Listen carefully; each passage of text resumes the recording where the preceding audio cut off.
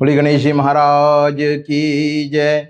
एक दंतो महाबुद्धि सर्वज्ञो गणनायक सर्वसिद्धि करो देव गौरीपुत्र विनायक गौरीपुत्र विनायक।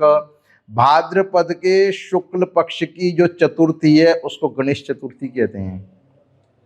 महाराष्ट्र में तो पूरे धूमधाम से इस उत्सव को मनाया जाता है, लेकिन पूरे भारतवर्ष में अभी के समय में गणेश चतुर्थी का जो पर्व है खूब धूमधाम से मनाते हैं।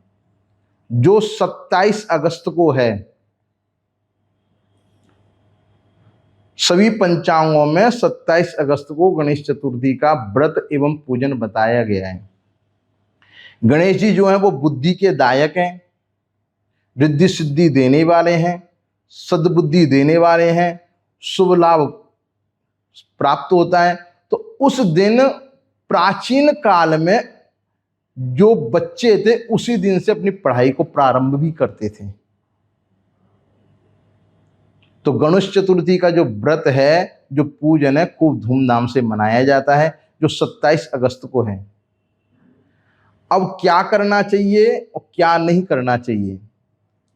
गणेश चतुर्थी में वैसे जैसे कृष्ण जन्माष्टमी का व्रत होता है वैसे तो लोग प्राय नहीं करते हैं, लेकिन अपने घर में अगर कोई गणेश जी की मूर्ति है तो उसको पूरे पंचामृत इत्यादि से स्नान करवाएं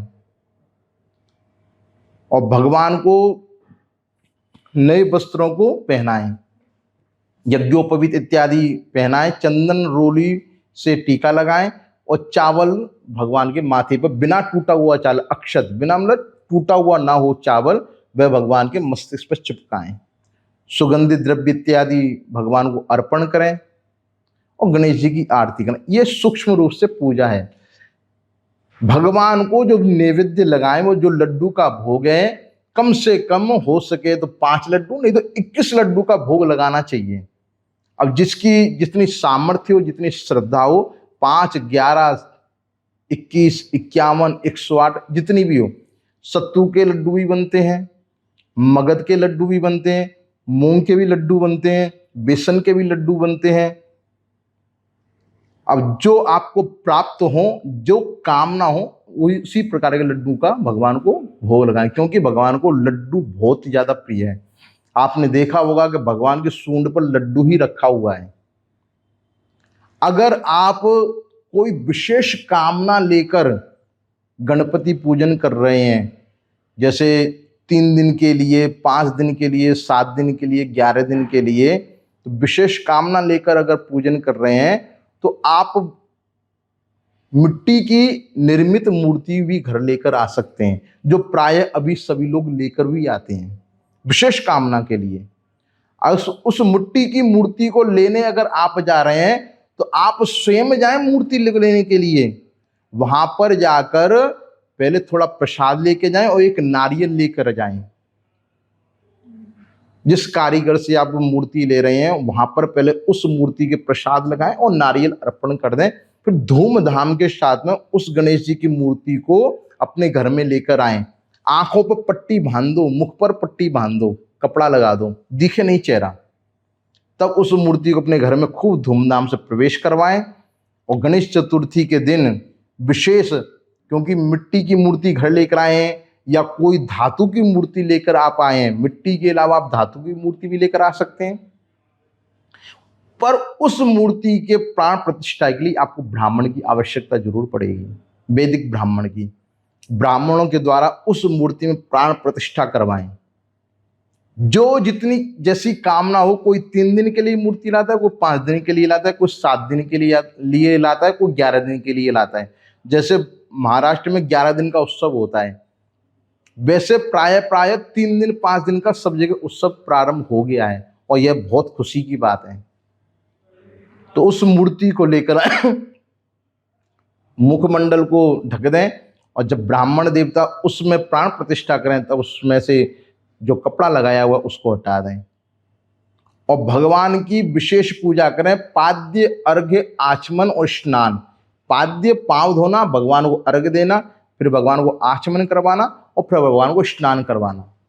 यह विशेष पूजा करें, पंचामृत से भगवान को स्नान करवाएं, वस्त्र पहनाएं, यज्ञोपवीत पहनाएं, चंदन का टीका, रोली का टीका, सिंदूर का टीका अवश्य लगाएं, क्योंकि भगवान को सिंदूर भी बहुत प्रिय है। सिंदूर का टीका लगाएं, इत्र भगवान को लगा दें और फिर धूप जलाकर, अगर कोई धूप बत्ती हो तो धूप से करें, नहीं तो अनेक प्रकार के धूप आते हैं उनसे भगवान को धूप दिखाएं। फिर दीपक जलाकर कर्पूर इत्यादि से भगवान की आरती करें। भगवान को विशेष लड्डुओं का भोग लगाएं, जैसी जिसकी कामना है वैसे ही भोग लगाएं। 5, 7, 11, 21, 108 या सहस्त्रार्चन भी कर सकते हैं। 1008 भी लड्डू भगवान को अर्पण कर सकते हैं। यह भगवान का विशेष है। और भगवान को दुर्वा अवश्य चढ़ाएं। दुर्वा भी आप सहस्त्र चढ़ा सकते हैं, 1000 भी दुर्वा एक एक नाम बोलकर चढ़ा सकते हैं। अगर 1000 नाम नहीं बोल सकते तो 108 नाम बोलकर अगर दुर्वा अपने बच्चे के हाथ से आप चढ़वाएंगे तो आप देखेंगे उसकी जो बुद्धि है वो प्रखर हो गई है। जो भाई बहन को लगता है कि मेरा कार्य नहीं चल रहा है, तो वह जो धान की खोई आती है जिसको अपने लाजा बोलते हैं, वह लाजा भगवान गणेश जी को अर्पित करें, क्योंकि भगवान गणेश जी को लाजा खोई भी बहुत प्रसन्न है। और हो सके तो मोदक अवश्य चढ़ाएं ठाकुर जी को, और भगवान की जो आपको आरती आती है उससे भगवान की आरती करें। यह है गणेश चतुर्थी के दिन करने का कार्य। बोले गणेश जी भगवान की जय।